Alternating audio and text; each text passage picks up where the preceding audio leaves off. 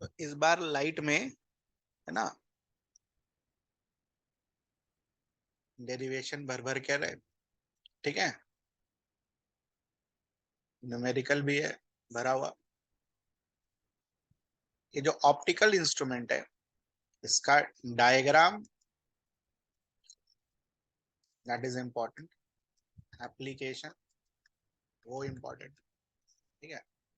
और एक है आपका लेंस मेकर फॉर्मूला,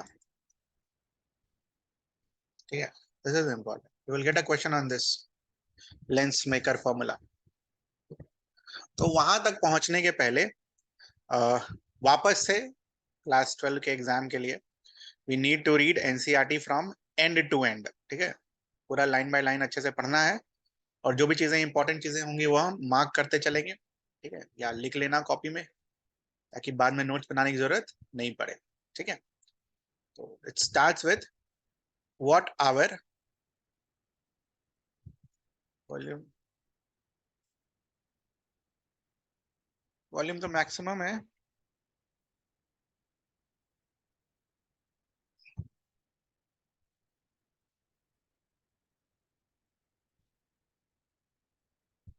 अभी ठीक है।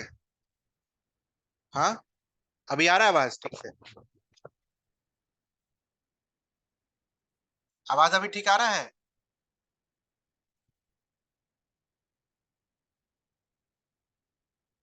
अभी भी नहीं आ रहा, पर बाकी को किसी को आवाज नहीं आ रहा, लो है, इसका तो कोई आइडिया नहीं है काहे लो है ना। यहाँ से तो हाई ही दिख रहा है। अच्छा, माइक्रोफोन,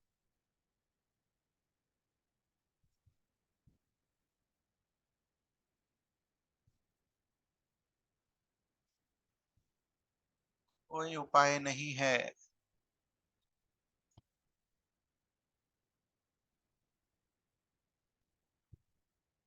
सब फुल है यहाँ पर, ओके,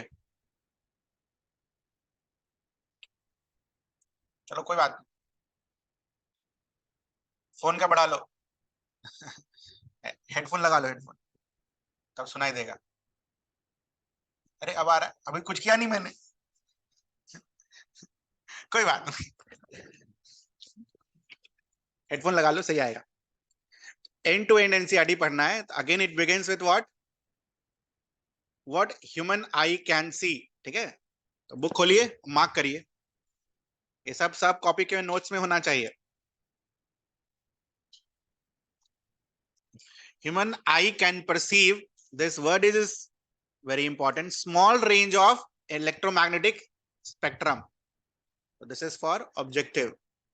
कैसा रेंज है, ज्यादा रेंज है या कम रेंज है, स्मॉल, ओके, ऑब्जेक्टिव।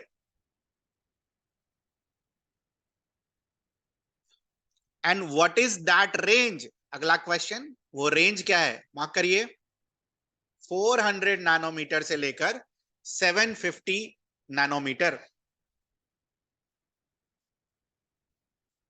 क्वेश्चन लिख लीजिए बगल में, what range of electromagnetic spectrum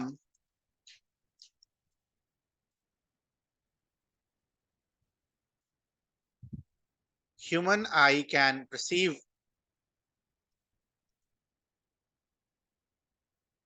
और उसी के साथ फुल स्टॉप के बाद write the wavelength of that range,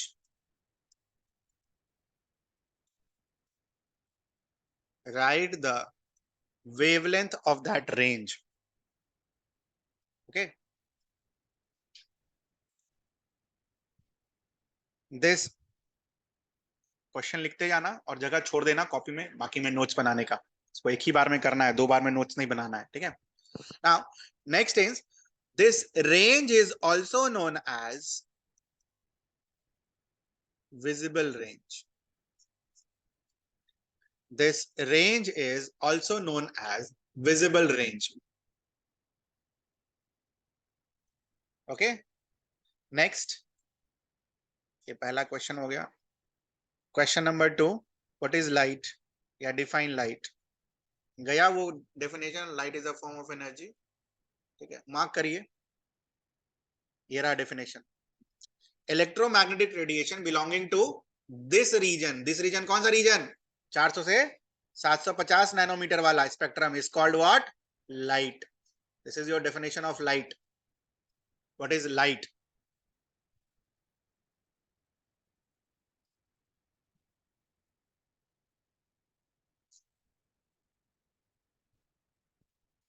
next, third question, two most important characteristics with respect to light, two most important characteristics with respect to light.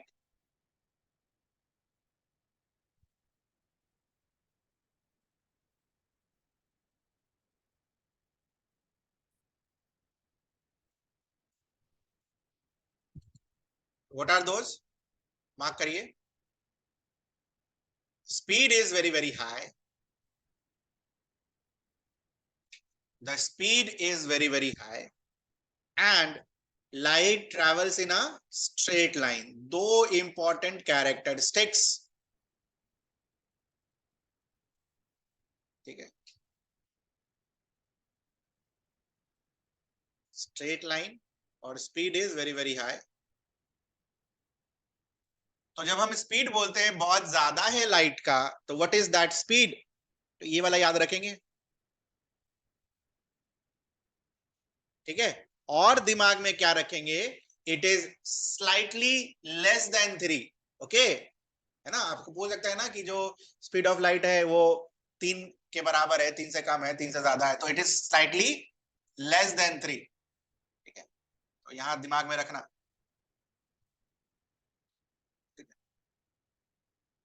Speed के case में क्या याद रखेंगे, स्लाइटली, वो 2.9979245 नहीं याद रखना है, क्या याद रखना है, slightly less than 3। medium in which the light travels at fastest speed, answer is vacuum। Vacuum का स्पेलिंग गलत नहीं करना है, single C and double U, vacuum.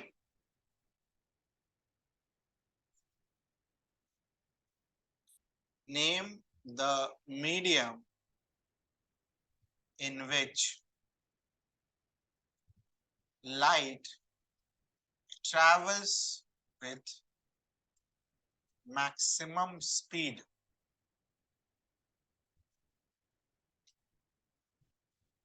That is what, vacuum. और वैक्यूम में स्पीड कितनी होगी लाइट की, बोलिए, what is the speed of light in vacuum?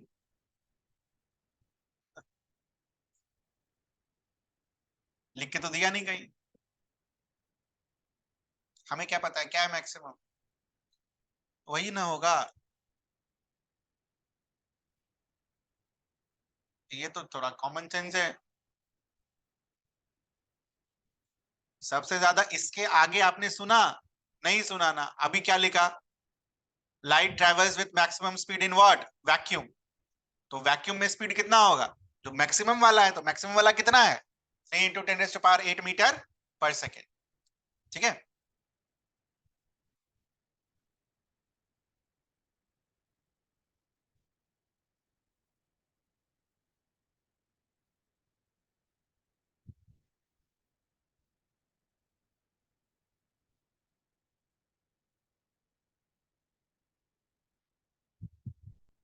ना ये चैप्टर 8 तो हमने करा नहीं है। चैप्टर 8 में बेसिकली लाइट का हम वेव नेचर पढ़ते हैं। ठीक है, ध्यान से देखना। और वेव हमने जब क्लास 11 में जो मैंने आपको वेव पढ़ाया था, तो क्या सिखाया था, वेव को इस तरीके से हम कैरेक्टराइज करते हैं, है ना। तो वेव का प्रोपैगेशन तो ऊपर नीचे होगा ना बेटा, क्रेस्ट होगा, ट्रफ होगा, फिर क्रेस्ट होगा, फिर ट्रफ होगा, इस तरीके से होगा। Then how we can say that the light travels in a straight line, straight line तो है नहीं है, स्ट्रेट लाइन है क्या ये, नहीं ना। Then how we can say that light travels in a straight line, वहां आप बोले कि वेव की तरह मूव करता है, अब बोल रहे हो कि तू कैरेक्टरिस्टिक में एक कैरेक्टरिस्टिक क्या लिखा हमने, it travels in a straight line. ये कैसे संभव है?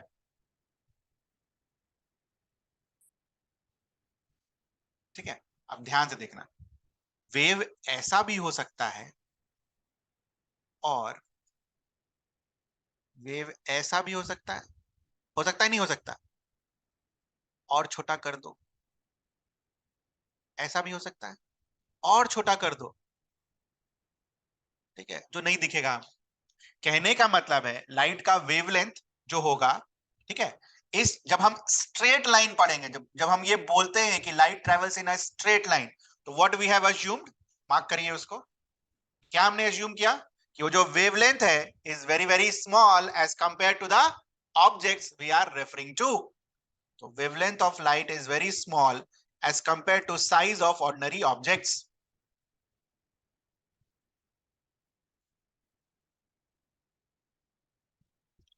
इसका क्वेश्चन लिख लीजिए और क्वेश्चन पर स्टार लगा लीजिए।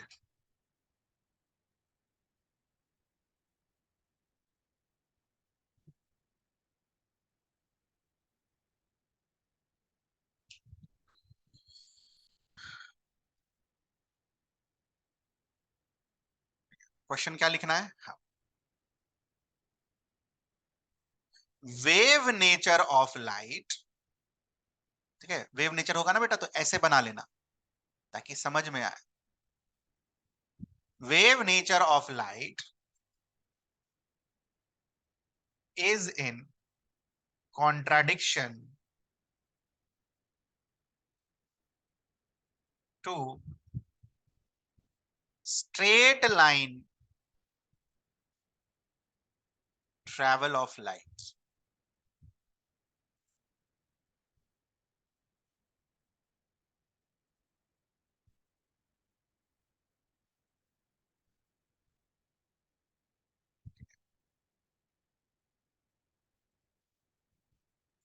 हाउ द टू phenomenon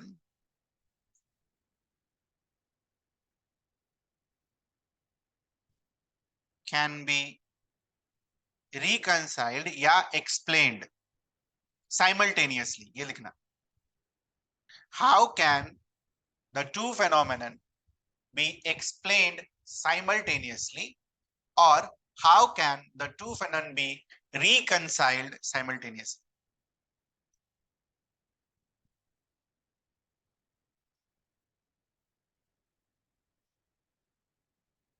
ठीक है, आंसर लिख मार्क कर लीजिए, जगह छोड़ दीजिएगा कॉपी में, यहां पर आंसर मार्क कर लीजिए। तो जब हम वेव नेचर और स्ट्रेट लाइन ट्रेवल को एक साथ अगर हम देखना चाहें तो वहां पर हम क्या देखेंगे कि जो वेवलेंथ होती है लाइट की वो क्या होती है, नॉर्मल ऑब्जेक्ट के वेवलेंथ से क्या होती है, कम होती है, स्मॉल होती है। तो ये मार्क कर लीजिएगा, wavelength of light is very small as compare to size of ordinary object. तो ये रहा इसका आंसर। ठीक है, और ये डायग्राम भी बना लीजिएगा साथ में उसके बाद कॉपी में, ये वाला। पहले एक बड़ा वेव बनाइए, फिर छोटा वेव बनाइए, फिर छोटा बनाइए, और एक ऐसा।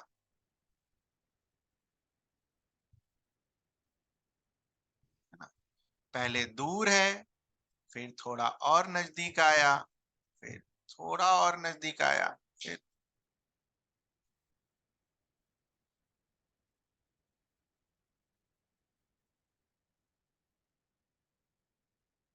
Does this contradict? तो ये कोई कॉन्ट्राडिक्शन नहीं है, ठीक है। आप वेवलेंथ स्मॉल होता ही है, हम तो बड़ा करके यहाँ बनाते हैं। चलो next, the definition of ray of light। Sixth question, define ray of light। What is ray of light?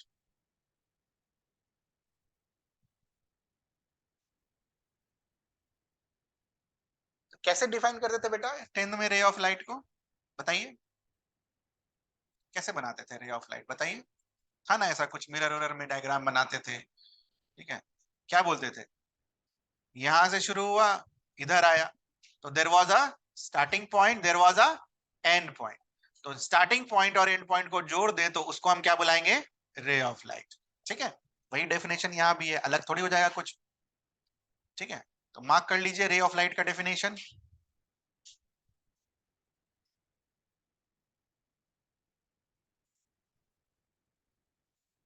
light wave can be considered to travel from one point to the another. Light wave can be considered to travel from one point to another. Full stop. और उसके बाद straight line joining them creates a path which is called ray of light. तो जो रास्ता हुआ उसे हम क्या बुलाएंगे? रे ऑफ लाइट, पाथ. ठीक है, तो पाथ कैन बी डिफरेंट, है ना.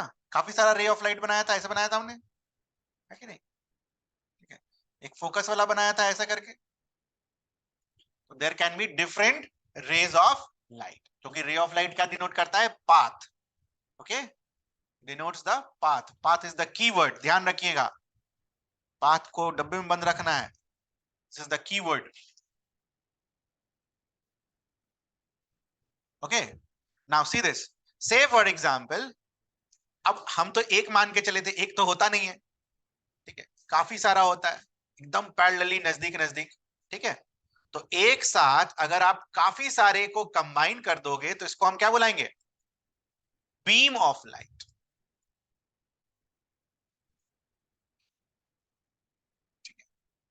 बीम ऑफ लाइट, तो मार्क कर लीजिए बीम ऑफ लाइट का definition. A bundle of such rays constitutes beam of light. काफी सारे रेज ऑफ लाइट को अगर आप कंबाइन कर दोगे तो क्या मिलेगा? Beam of light. ठीक है, नेक्स्ट इज अगेन, जो पीछा नहीं छोड़ेगा हमारा, लॉ ऑफ रिफ्लेक्शन. डिफाइन रे ऑफ लाइट हो गया. Seventh question was define beam of light. बेटा इस बार इसी साथ क्वेश्चन लिख के दे रहे हैं, लास्ट के लिए कुछ वेट नहीं करेंगे. सारा क्वेश्चन आपके दिमाग में होना चाहिए और इसी में से आएगा. 8 लॉज ऑफ रिफ्लेक्शन. ठीक है, तो पहला तो हमें पता ही है, angle of incidence is equal to angle of reflection. और दूसरा, all three lie in the same plane. But normal को लिखने के लिए हम कौन सा नॉर्मल लिखते हैं? Normal at the point of incidence. ये ध्यान रखना. ठीक है, कहां गया normal at the point of incidence? Eight the point of incidence. दो लॉज हैं यहां पर, पहला और दूसरा. नॉर्मल को ध्यान से लिखना है. नॉर्मल क्या होता है? Eight the point of incidence. क्योंकि देखो, अगर हम नॉर्मल बनाए इस प्लेन पर तो नॉर्मल ऐसा भी बन सकता है, ऐसा भी बन सकता है ना. बट हमें नॉर्मल कौन सा चाहिए? ये पॉइंट वाला. तो normal to the point of incidence. ठीक है, ये डायग्राम बनाइए कॉपी में. ध्यान रहे ये प्लेन में दिखाया गया. Can you see this? दिख रहा है आपको? ऐसे करके बनाया गया है ये. ठीक है, इस तरीके से करिए, इसको बनाइए.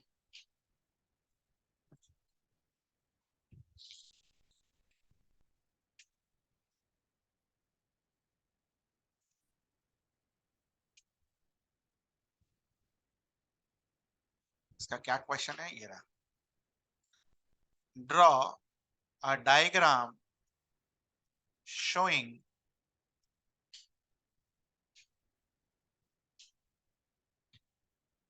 the second law of reflection. Draw a diagram showing second law of reflection.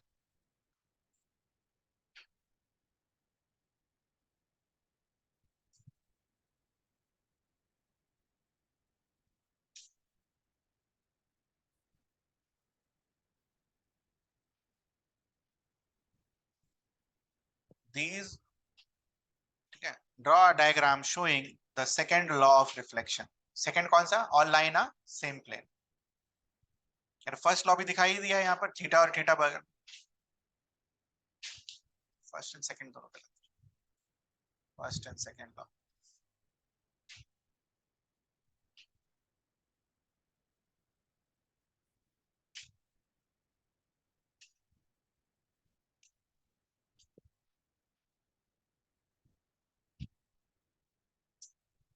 बन गया. ये एरोस बनाए हमने, ध्यान रखना है उसका, एंगल का ध्यान रखना है, थीटा थीटा बराबर बनाएंगे। और थीटा जो होता है नॉर्मल और इंसिडेंट रे के बीच का एंगल होता है, इसको थीटा नहीं बुलाते हैं। Angle of incidence is this, not this. Okay, next question 10।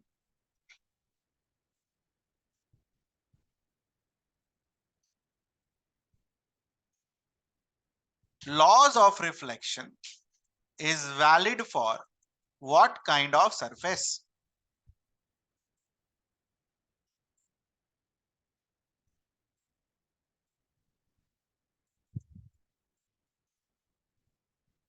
Laws of reflection is valid for what kind of surface?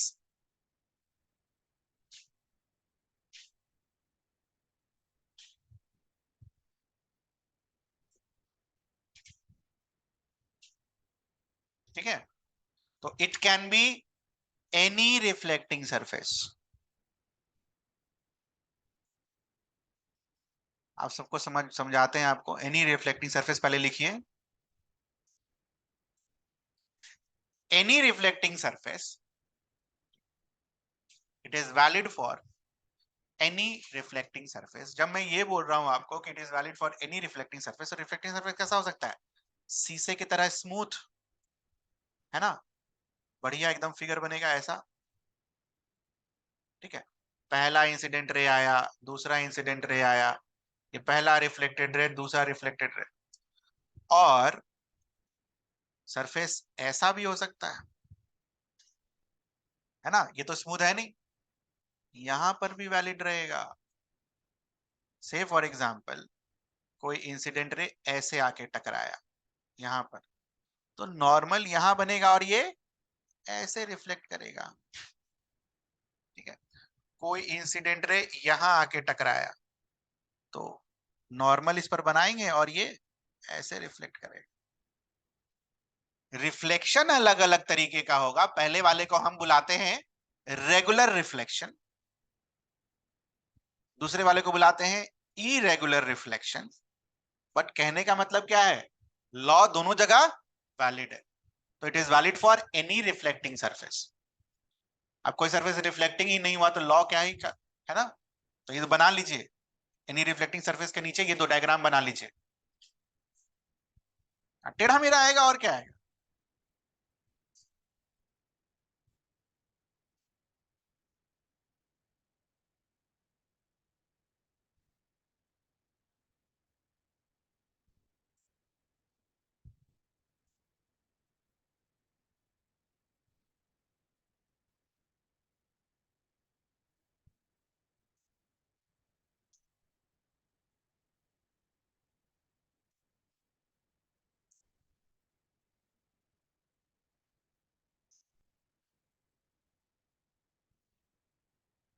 अब 11th हो गया।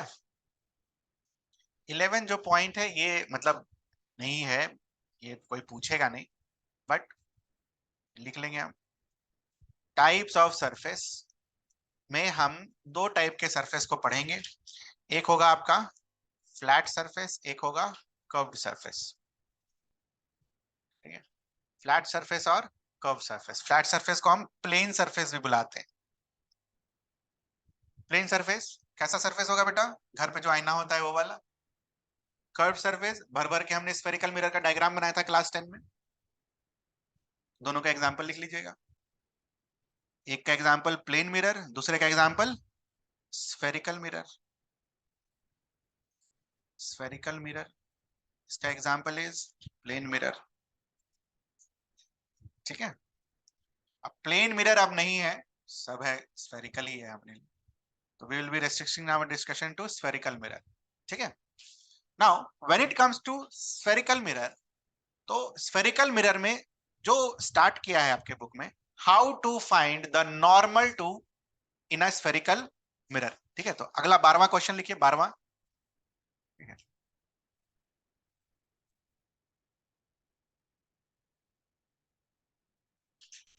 हाउ टू फाइंड तीन रेज है ना बेटा, इंसिडेंट रे, उसके बाद आपका रिफ्लेक्टेड रे और normal at the point of incident. तो उसमें कौन सा फाइंड करना है? How to find normal in a spherical mirror. Very important, इस पर स्टार लगाइए। हो सकता है आपको डायग्राम दे दे और पूछे कि इसका नॉर्मल कैसे निकलेगा। How to find normal in a spherical mirror. ठीक है, तो से फॉर एग्जांपल पहले देख लेंगे, उसके बाद बनाएंगे इसको। This is my spherical mirror. ठीक है, अब मान लो ये इंसिडेंट रे आया, ठीक ना, इंसिडेंट यहां आ गया। अब यहां पर नॉर्मल कैसे बनाएंगे? कैसे बनाएंगे नॉर्मल, बताइए।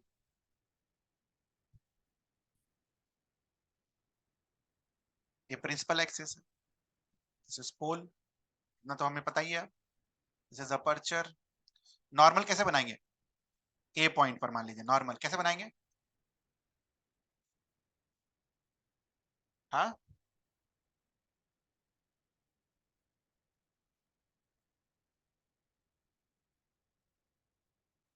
ए बी टेंजेंट था, ये सर्कल था, सर्कल में नॉर्मल कैसे बना देते हैं? यहां से इस पॉइंट पर अगर नॉर्मल बनाना है, सबसे पहले क्या ड्रॉ करना है? टेंजेंट एट पॉइंट ए। ठीक है, draw tangent at point A.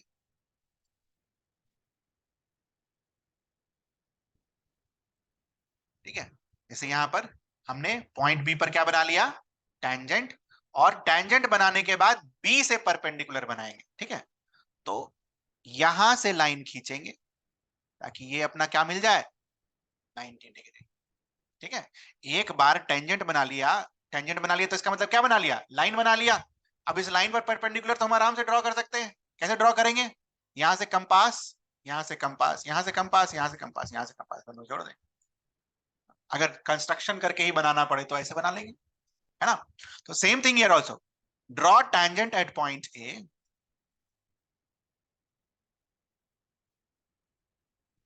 Draw, पूरा स्टेप लिख के दे रहे हैं, लिख लेना, पहले देख लो। Draw perpendicular from point A. अब मजेदार बात यह है कि सर्कल में जब टेंजेंट पर आप परपेंडिकुलर ड्रॉ करते थे, कहां से पास करता था? सेंटर से। तो ये मिरर क्या था अपना? What was the definition of spherical mirror in class 10? Spherical mirror was a part of sphere, और उस स्फीयर का एक सेंटर होता। तो इस बार नॉर्मल कहां से पास करेगा? सेंटर ऑफ कर्वेचर से। ठीक है, इसी लाइन का रहेगा ना बेटा? समझ आया ये? कुछ पूछना है इसमें? कुछ नहीं है, सर्कल पर टेंजेंट बनाया है और टेंजेंट का जो नॉर्मल होता है कहां से पास करता है? उसके सेंटर से। तो बस टर्म चेंज हो गया है, वहां सेंटर था, यहाँ क्या है? सेंटर ऑफ कर्वेचर है। बनाने का तरीका तो वही रहेगा। ठीक है,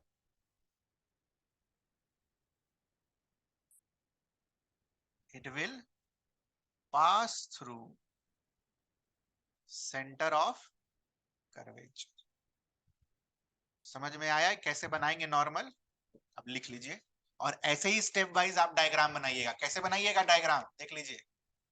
ये सब कुछ नहीं है आपके पास। ठीक है, आपके पास बस इतना है। ठीक है, this will be your first diagram, पहला डायग्राम। उसके बाद आपके कॉपी में दूसरा डायग्राम ये होना चाहिए। ठीक है, सब कुछ सेम। पॉइंट ए, दूसरा डायग्राम ऐसे टेंजेंट बना हुआ होना चाहिए यहां पर।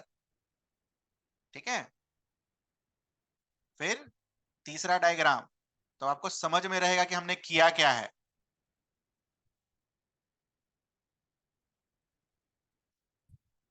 जितना अभी हम मेहनत कर लेंगे उतना बचेंगे बाद में, और जितना अभी टाइम पास करेंगे उतना ज्यादा दिमाग खराब होगा। तीसरा डायग्राम क्या होगा? टेंजेंट आपके पास ऑलरेडी बना हुआ है, यहां पर आप सी बनाइएगा, इन दोनों पॉइंट्स को मिला देंगे। और ऐसे करके परपेंडिकुलर बना देंगे। Perpendicular will always pass through what, centre of curvature. तो ये 3 डायग्राम आपके होने चाहिए।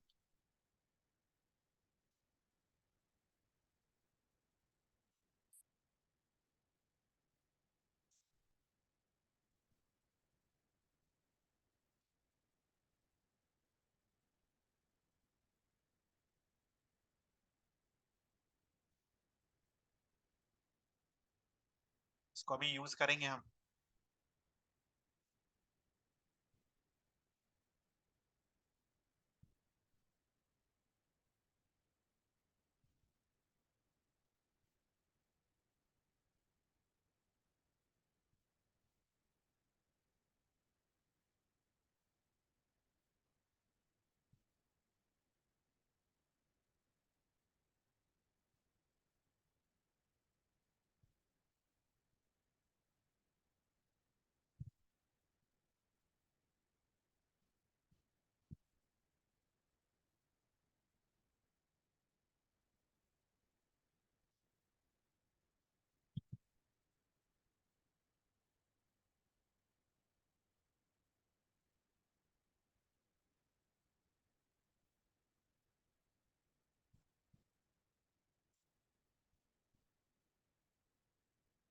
What is point A technically called?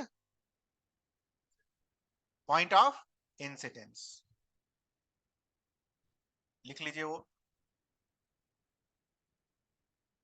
और टेक्निकली हमने नॉर्मल कैसे बनाया? पॉइंट ऑफ इंसिडेंस और सेंटर ऑफ कर्वेचर को जोड़कर। ये भी एक चौथे में लिखेंगे। Line joining point of incidence and center of curvature। ठीक है। एक चीज और बोल सकते हैं, ये देखो तो, ये सेंटर ऑफ कर्वेचर है, ये पॉइंट ऑफ इंसिडेंस है, और ये क्या होगा फिर? रेडियस। तो line lies along the radius. ये भी लिखिए। Which of the following is the property of normal? पूछ सकता है ना एबीसीडी ऑप्शन वाले में, ऑब्जेक्टिव वाले में। Line is along radius. Line is along radius. Line कौन सा लाइन? नॉर्मल। सब नॉर्मल के बारे में बात हो रहा है। नॉर्मल इज अलोंग रेडियस, या normal is obtained by joining point of incidence and center of curvature। ठीक है। या फिर normal is obtained by drawing perpendicular to the tangent at the point of incidence। तीनों एक ही चीज है। ओके।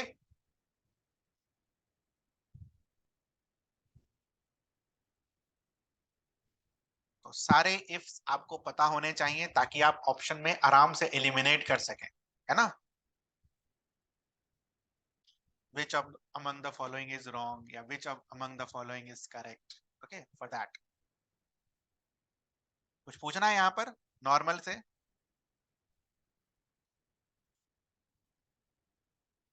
Next question number 13। 12 यही लिख देता हूं, नॉर्मल के बारे में बात हुई थी। क्वेश्चन नंबर 13, डिफाइन, ठीक है,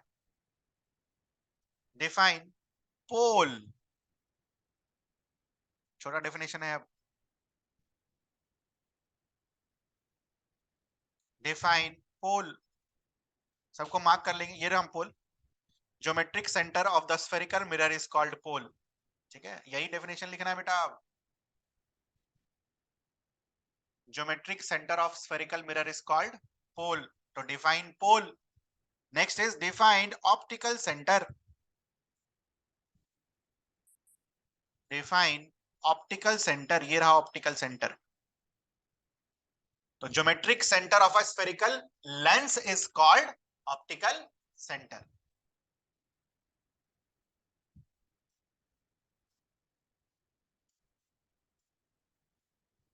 आज हो सकता है आपकी रात को क्लास नहीं होगी इलेक्ट्रिसिटी की, वो कल होगी। ओके, कुछ काम है उसको।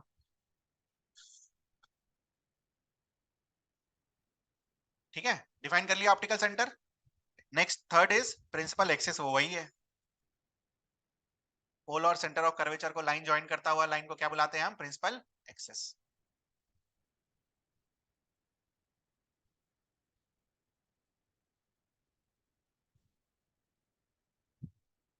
मिरर के केस में क्या जुड़ेगा, पोल और सेंटर ऑफ कर्वेचर।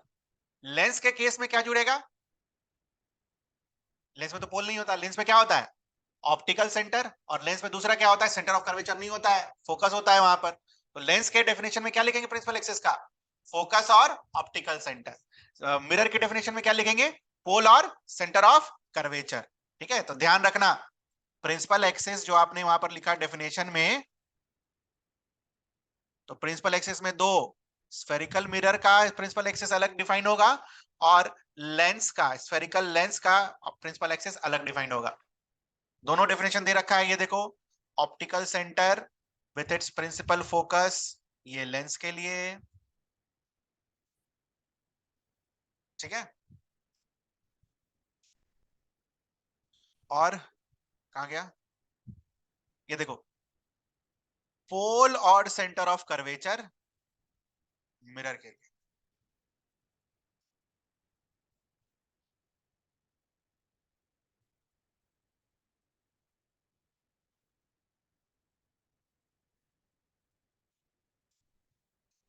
ध्यान रहेगा। Next question number 14, sign convention.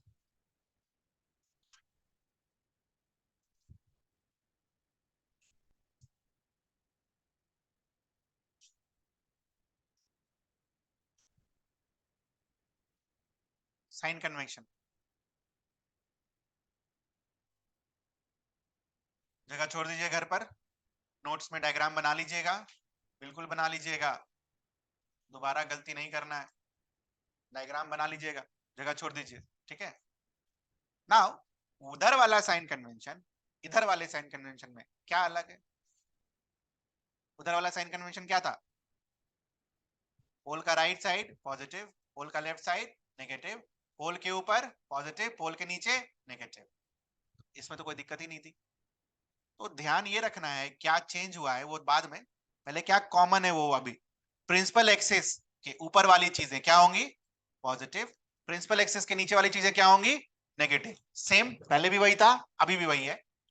Now एक चीज बस खाली चेंज हुआ है, वो क्या, यहाँ 12th में, कि जो हम पॉजिटिव लेते हैं, पॉजिटिव डायरेक्शन लेते हैं, ठीक है, जो हम पॉजिटिव डायरेक्शन लेते हैं वो इंसिडेंट लाइट के डायरेक्शन में हम लेते हैं पॉजिटिव। ठीक है, तो पॉजिटिव किधर है बेटा, लेफ्ट टू राइट। ठीक है, ऐसा क्यों किया, ठीक है, यहां तो समझ में आएगा नहीं, क्यों नहीं समझ में आएगा, क्योंकि ये हमारा रिफ्लेक्टिंग सरफेस है, तो लाइट तो इधर से ही आएगा और कोई रास्ता नहीं है लाइट को आने का। ठीक है, but in case of lens, object इधर से भी आ सकता है, ऑब्जेक्ट लाइट इधर से भी आ सकता है, डिपेंडिंग अपॉन कि आपने ऑब्जेक्ट कहां रखा है, इधर भी रख सकते हैं और इधर भी रख सकते हैं। तो कहने का मतलब है कि हमें कौन सा डायरेक्शन पॉजिटिव लेना है, जिधर से लाइट आ रही है। ठीक है, समझ में आया ये चीज, मिरर के लिए कुछ दिमाग नहीं लगाना है, कुछ पूछना है इसमें, तो direction of light is taken to be positive in the incident direction, जिधर से लाइट आ रही होगी that direction will be positive. मान लो ये मिरर में लाइट इधर से आ रहा होता तो ये वाला डायरेक्शन हम क्या लेते, पॉजिटिव, लेकिन ऐसा होगा नहीं, ये तो दिख रहा है हमें। यहां तो पॉसिबिलिटी है ना बेटा, ऑब्जेक्ट को आप लेंस में आप इधर रखो चाहे इधर रखो, lens is a transparent medium, कोई फर्क नहीं पड़ेगा उसको। तो इधर अगर ऑब्जेक्ट रखा तो इस डायरेक्शन को क्या करेंगे, पॉजिटिव, अगर इधर ऑब्जेक्ट रखा तो इस डायरेक्शन को क्या लिखेंगे, पॉजिटिव। ठीक है, क्लियर है। और अगर आपको थोड़ा सा भी संकोच है पॉजिटिव नेगेटिव में फॉर्मूला में रखने में, तो जैसे पहले करते थे वैसे कर देना, आंसर आ गलत नहीं होगा। ठीक है, मैं बस आपको ये बता रहा हूं, कभी मान लो कार्टेशियन साइन कन्वेंशन लिखने आ जाए तो क्या अलग लिखना है वो बस समझा रहे, क्या अलग लिखना है, कि direction in the direction of incident light is taken to be what, positive. ये नहीं लिखेंगे कि पोल के राइट साइड पॉजिटिव है और पोल के लेफ्ट साइड नेगेटिव है, ठीक है। क्या लिखेंगे, इंसिडेंट लाइट का right direction is what, positive. लिखने के लिए मैं बता रहा हूं, सॉल्यूशन हमेशा वैसे ही आएगा जैसे हमने सीख रखा है 10 में। समझ में आ रहा है ये चीज?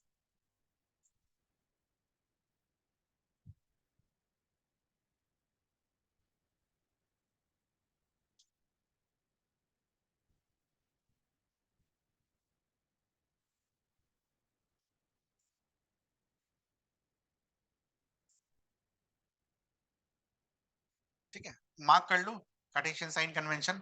अच्छा, वहां डिस्टेंस कहां से मेजर करते थे, पोल से, और लेंस के लिए कहां से मेजर करते थे, ऑप्टिकल सेंटर से। मार्क कर लीजिए। पहला is all distance are measured from the pole of the mirror or the optical center of the lens, पहला, according to this convention।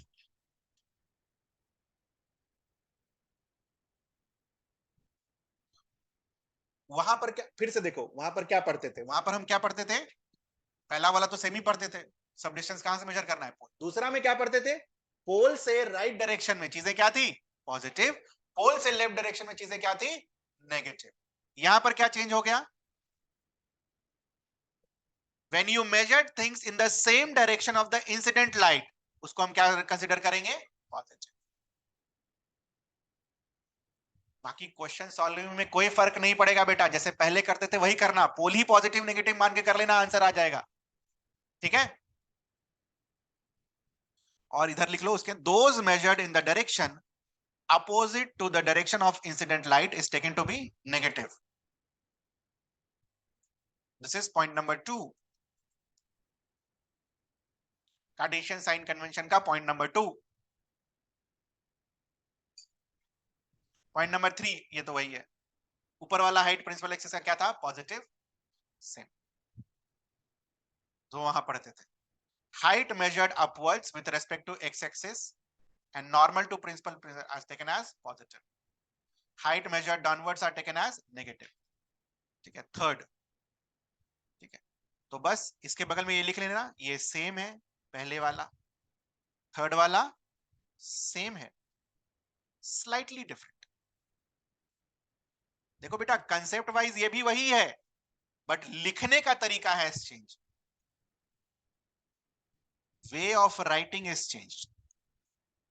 Theory में वे ऑफ राइटिंग चेंज हो गया, बस पोल की जगह हम इंसिडेंट लाइट के डायरेक्शन को पॉजिटिव मान रहे हैं। बाकी आप पोल लेकर सॉल्व कर लेना, आंसर आ जाएगा, ठीक है। दिमाग मत लगाना वहां पर, ये बस लिखने के लिए, ओके।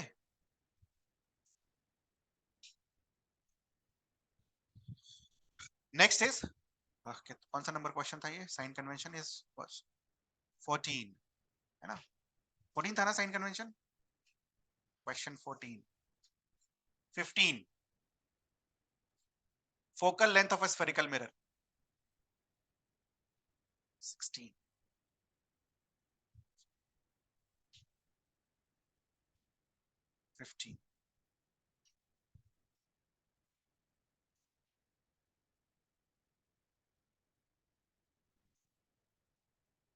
इस सेक्शन में जो पहला इंपॉर्टेंट पार्ट है क्वेश्चन नंबर 15 में, क्या इंपॉर्टेंट है, define paraxial rays, very important. इसी की वजह से हम लेंस फॉर्मूला वगैरह सब, या फिर आपका जो मिरर फॉर्मूला है, हम वो डिफाइन कर पाते हैं, ठीक है। देखो यहां पर assumption for mirror formula, 1 by v plus 1 by u is equal to 1 by f लिखते हैं ना हम, ये हम अज्यूम करके लिखते हैं कि हम जो रे पढ़ रहे हैं वो कौन सा रे ले रहे हैं, paraxial ray. Now what is the meaning of paraxial ray, mark करिए पहले, they are incident at points close to the pole of the mirror, point number 1, and point number 2, they make small angles with principal axis।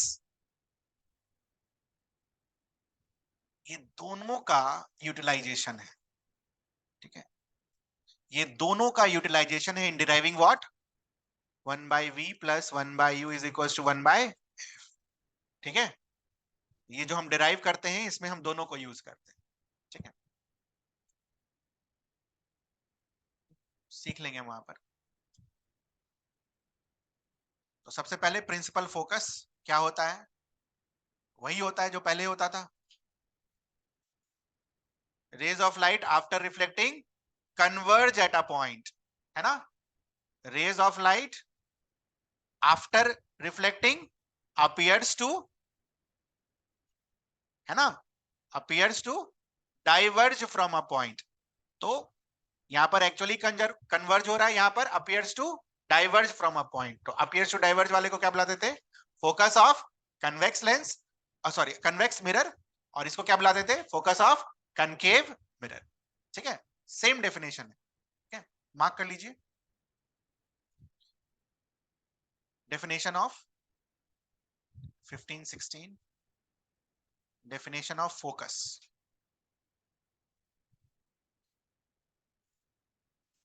Focus का दो definition फिर से ध्यान रखिएगा, है ना, आ गया एक कन्वर्ज वाला at a point F for a concave mirror, और दूसरा rays appear to diverge from a point, किसके लिए? कन्वेक्स मिरर के लिए।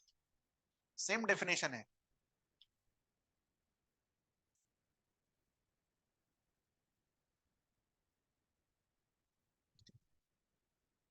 क्लियर है ये चीज?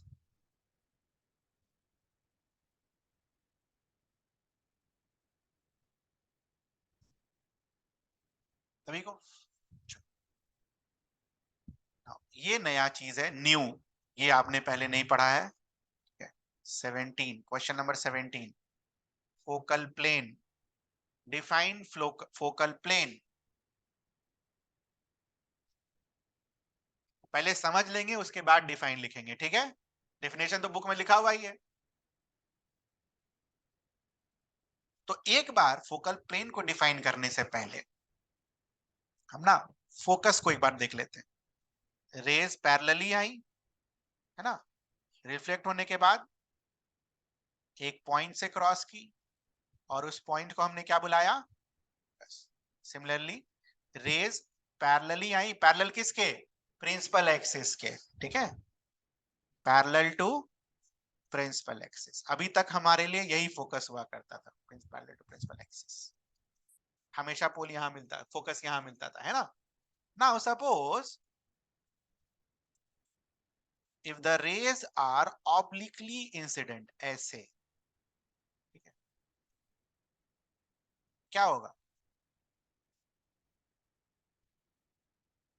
पहले तो यहां नॉर्मल बनाते, है ना, और नॉर्मल के बाद angle of incidence is equal to angle of reflection बनाकर ऐसा लाइट निकालते।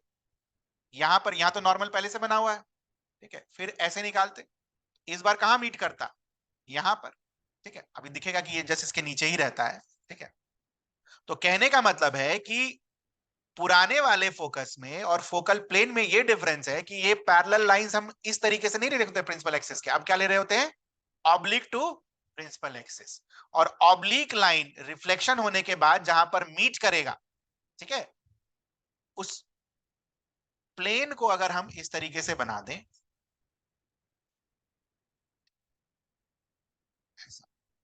तो ये पूरे प्लेन को हम क्या बुलाएंगे?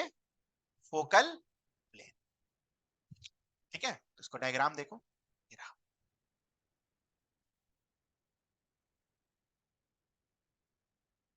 लाइट आया, रिफ्लेक्ट हुआ, दूसरा लाइट आया, वो भी रिफ्लेक्ट हुआ। इस बार मीटिंग पॉइंट प्रिंसिपल एक्सिस पर नहीं है, लेकिन कहां है? फोकस के जस्ट नीचे। इस फोकस पर ऐसा अगर एक पेपर रख दो, तो उसे, इस प्लेन को हम क्या बुलाएंगे? फोकल प्लेन, ठीक है, क्लियर है ये चीज?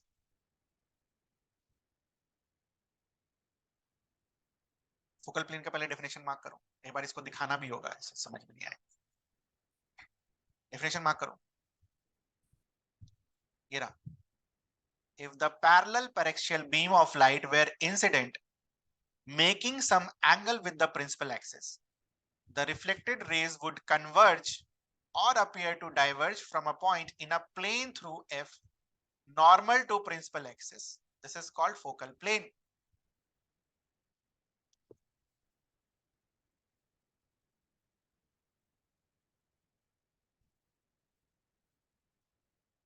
जो घर में बैठे हैं उनको क्या नहीं समझ, उसमें तो नहीं दिमाग आएगा जो मैं अभी दिखाऊंगा। कोई बात नहीं, यहाँ जब आओगे तो पूछ लेना focal plane. Suppose this is my curve surface, ठीक, ये वाला लाइन उसका प्रिंसिपल एक्सिस होता कि नहीं होता? रे इस तरीके से आता, पैरेलल वाला, रिफ्लेक्ट होकर यहाँ कहीं फोकस से पास होता, ठीक है। तो रे ऐसे आता और फोकस से पास होता, ठीक। अब जो रे है वो ऐसे आएगा, ठीक, और रिफ्लेक्ट होने के बाद नीचे आएगा।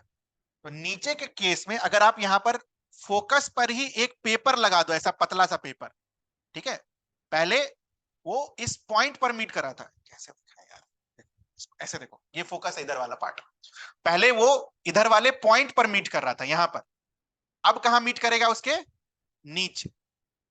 बट प्लेन जो रहेगा वो किसका प्लेन रहेगा? फोकस का प्लेन रहेगा, ठीक है, कोई ऐसा टेढ़ा नहीं हो जाएगा, ये कैसा रहेगा? परपेंडिकुलर टू प्रिंसिपल एक्सिस, ठीक है। मतलब इसी सरफेस पर मीट करना है उसको, समझ में आ रहा है? ये पहले इस पॉइंट पर मीट करता था, जब पैरेलल आता था इस वाले पॉइंट पर मीट करता था, रे आया, टकराया और इस पॉइंट पर मीट किया, रे अब टेढ़ा आएगा और यहां पर मीट करेगा। तो ये वाला जो पॉइंट है नीचे जो आया, ये कैसे आया? यहां पर अगर हम एक प्लेन बना दें, प्लेन कैसा? परपेंडिकुलर टू प्रिंसिपल एक्सिस, तो उस प्लेन में हमें दिखेगा, और इसी प्लेन को क्या बुलाएंगे? Focal plane, because it contains the focus, ठीक है। इसको नहीं बुलाएंगे फोकल प्लेन, फोकस इसमें भी है बट ये परपेंडिकुलर नहीं है, इसको भी फोकस नहीं बुलाएंगे, फोकल प्लेन नहीं बुलाएंगे, किसको बुलाएंगे? इस वाले पार्ट को, ठीक है। तो पहले पॉइंट पर ना मीट करके, और अब कहां मीट कर रहा है? नीचे, ठीक है। तो ये हो रहा है एक्चुअल में, समझ में आया ये चीज? वही लिखा हुआ है यहाँ पर। तो जिन लोगों का घर से था, प्लीज यहाँ जब आओगे तो मेरे से पूछ लेना, तो ऐसे तो नहीं समझ में आएगा।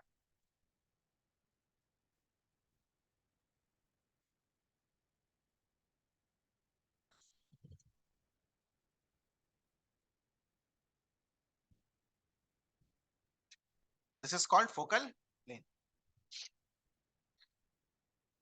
ठीक। कुछ पूछना है इसमें फोकल प्लेन में? ये नया है, नया है आपके लिए फोकल प्लेन।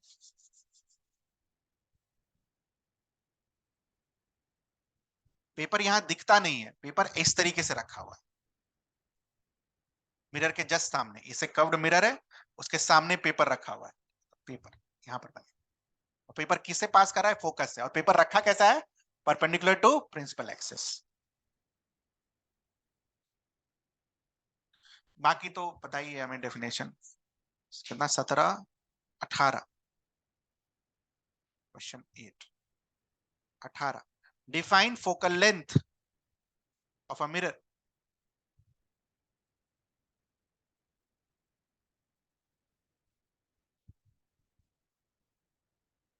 तो distance between pole and focus is called focal length of the mirror. We have to prove this, ये तो हमें पता था, फोकल लेंथ होता क्या है? r/2, तो प्रूव करना है। अब 10th में जब f इक्वल्स टू r/2 पढ़ते थे, उसके बगल में क्या लिखा होता था एनसीईआरटी में? कुछ याद है? It is valid for what? Thin surfaces, और साथ में स्मॉल अपर्चर। अपर्चर का मतलब क्या? ये कर्व्ड वाला, तो it is valid for not big aperture, it is valid for small aperture, ठीक है।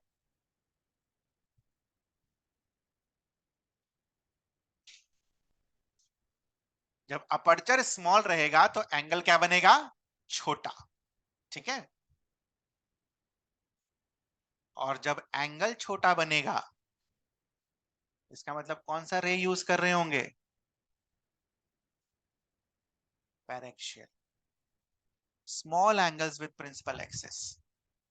So that formula was valid for what? Small aperture, which meant what? Small angle, which meant what? Paraxial rays, ठीक है। It is not valid for all kind of angles, it is valid for small angles. Clear है ये चीज? ठीक है। अब पहले ये बताओ, स्मॉल एंगल के लिए साइन थीटा को क्या लिख सकते हैं हम? अरे बताया था ना क्लास में, साइन थीटा का एक्सपेंशन क्या होता है? साइन थीटा का क्या होता है expansion? For small angle sine theta is equals to theta, similarly for small angle tan theta is nearly equals to theta. आप अगर साइन थीटा का एक्सपेंशन लिखोगे, थीटा की power 1/1 minus theta cube by 3 ठीक है, तो वहां पर थीटा का पावर बढ़ते जाएगा। अब थीटा अगर छोटा है तो थीटा क्यूब क्या होगा? छोटा होगा, तो थीटा क्यूब को क्या कर देंगे? नेग्लेक्ट कर देंगे। तो ये कहां से आता है? Expansion of sine theta. ये कहां से आता है? Expansion of tan theta. और ये कब वैलिड है? When theta is small. ये है हमारा अजम्पशन। अजम्पशन कभी नहीं भूलना है कॉम्पिटिटिव एग्जाम के लिए।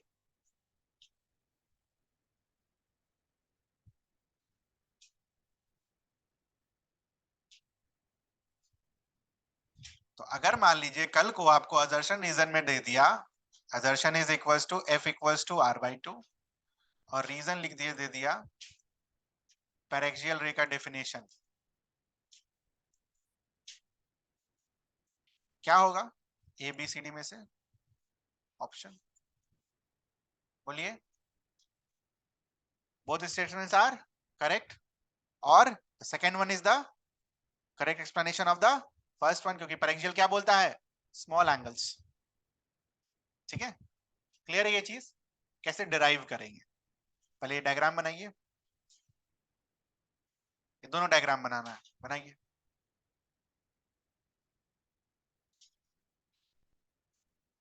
Draw this.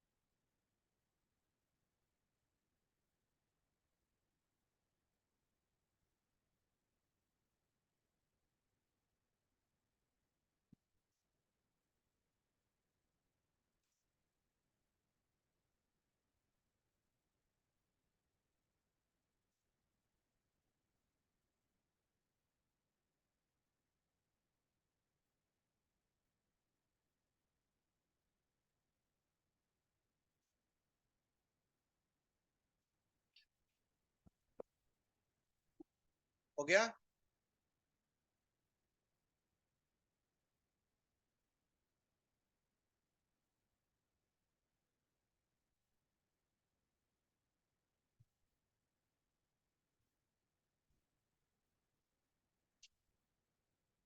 ठीक है, पहले ज्योमेट्री समझ लेते हैं, सारे एंगल्स वो थीटा थीटा कैसे आए। तो दिस, ये क्या है बेटा, पहले तो ये बताओ। Line joining point of incidence and centre of curvature is called what? Normal. और इधर पहले सीखा हमने, this is M is point of incident and C is called centre of curvature. तो ये अपना लाइन क्या है? Normal. Angle between normal and incident ray is called angle of incidence. ठीक, यहां तक कोई दिक्कत? This ray and this principal axis are what? Parallel. उस पर रेड लाइन क्या बना हुआ है? ट्रांसवर्सल। तो ये वाला क्या होगा? थीटा। ठीक, next, this is angle of incidence. ये क्या होगा बेटा? Angle of reflection. तो by law of reflection this will be what? Theta. समझ में आता है ये सभी को? Now again, this line is parallel to this line, और साथ ही साथ उस पर ये क्या बना हुआ है? ट्रांसवर्सल। तो ये 2 theta will be equals to what? 2 theta, because both are alternate angles. होगा? ठीक है, तो ज्योमेट्री हमें समझ में आ गया क्या है? थीटा थीटा 2 थीटा कैसे आया? किसी को कुछ पूछना है उसमें? दूसरे का भी ज्योमेट्री समझा देंगे, पहले तो एक प्रूफ कर लें उसके बाद ना। इस वाले ट्रायंगल में tan थीटा लिखिए, लिखिए tan थीटा।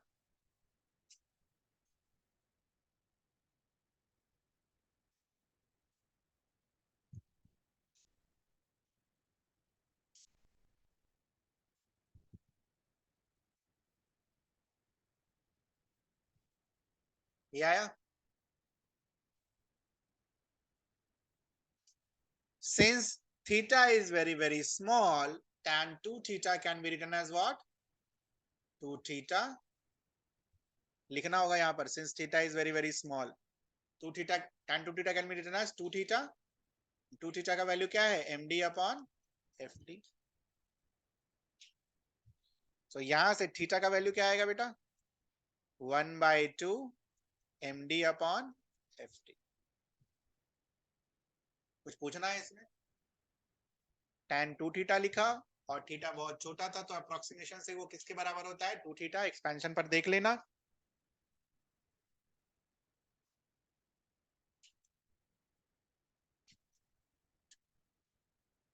अब जो ट्रायंगल बना रहे हैं इसके लिए लिखिए tan, write down tan for this red triangle. Red triangle के लिए tan लिखिए।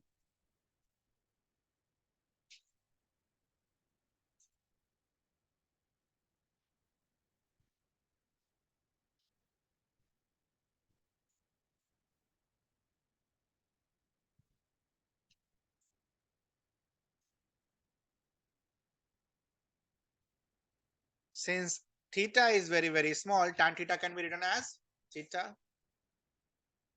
ठीक है, यहाँ थीटा का वैल्यू क्या आया? Half M D by F D. यहाँ क्या आया? M D by C D. दोनों थीटा का वैल्यू क्या होगा?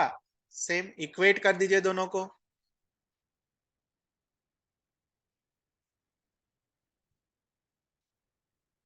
हो गया इक्वेट। यहां से ये जो थीटा आया, ये जो थीटा आया, दोनों आपस में क्या होगा? इक्वल। दोनों को इक्वेट करिए। करा? दोनों साइड एमडी एमडी लिखा हुआ है आपको। एमडी और एमडी क्या होगा? कैंसिल आउट, है ना? क्या बच जाएगा अपने पास? 1/2 divided by F D is equals to 1/CD। आया ये? Therefore which means what? Cross multiply अगर हम कर दें, CD यहां और FD यहां, तो CD/2 is equals to FD।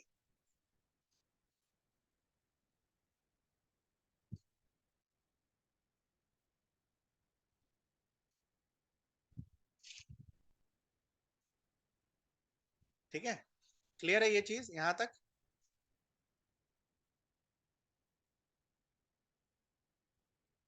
अब ध्यान से सुनना बात, क्या बात सुनना?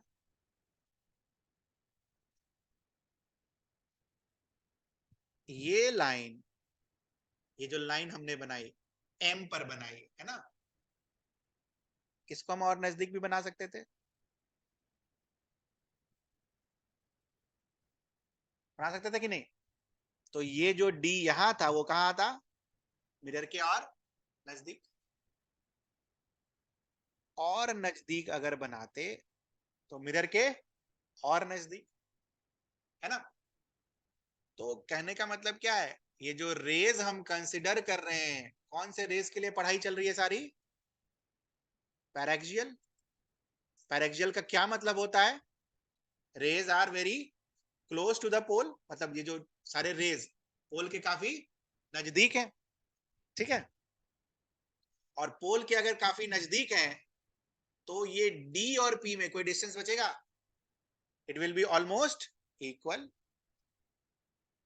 ठीक है, तो हम इसको क्या सकते हैं, CD की जगह क्या लिख सकते हैं यहां पर? आ गया, CD की जगह क्या लिख सकते हैं? CP लिख सकते हैं। और FD की जगह क्या लिख सकते हैं? FP। अगले लाइन में लिखो, एक सेंटेंस पहले लिखना होगा, since the rays are paraxial, since the rays are paraxial, ठीक है, पैरेक्सियल के ब्रैकेट में भी लिखो, incident point is close to pole, incident point is close to pole, since the rays are paraxial, paraxial के ब्रैकेट में लिखो, incident point is close to the pole, D will coincide with P। ये जो MD का D आया या CD का D आया है ना, D will coincide with P। therefore उसके बाद लिख दीजिए CP/2 is equals to FP। CP/2 is equals to FP। और FP को क्या लिखेंगे बेटा? फोकस। CP को क्या लिखेंगे? रेडियस। रेडियस है ना, तो focus is equals to R/2। तो आपको क्या लगता है, दोनों हमने यूज कर लिया पैरेक्सियल की प्रॉपर्टी यहां पर? हाँ, कैसे कैसे यूज किया? पहले तो थीटा को स्मॉल बनाया, जिसकी वजह से हमने tan थीटा को 2θ लिखा या tan थीटा को थीटा लिखा। और दूसरी बात, हमने D को P से मिलाया। वो क्यों मिला पाए? Because they were incident to the point close to the pole. ठीक है, तो this formula is valid for what? Paraxial rays, not for all rays. Okay, जो formula F equals to R/2, इसके ऊपर अजम्पशन है हर रेज के लिए valid नहीं है। कल को कॉम्पिटिटिव एग्जाम में अगर बोल दिया कि सेंटर ऑफ कर्वेचर बहुत बड़ा है, then F equals to R/2 गया। समझ में आया ये चीज कैसे यूज करना है इसको? तो एक एक चीज पता होनी चाहिए बेटा, ऐसे ही पढ़ना होता है, ऐसे ही हम पढ़ते भी हैं। ठीक है, कुछ पूछना है किसी को आज की क्लास में? ये सब जाके होमवर्क में घर पर नोट्स वोट्स बना लीजिएगा, दोबारा मौका नहीं मिलेगा, दोबारा में खाली क्वेश्चन प्रैक्टिस होगा, प्रीवियस ईयर और जो भी है न्यूमेरिकल। ठीक है, जा सकते हैं, डाउट हो तो पूछ सकते हैं।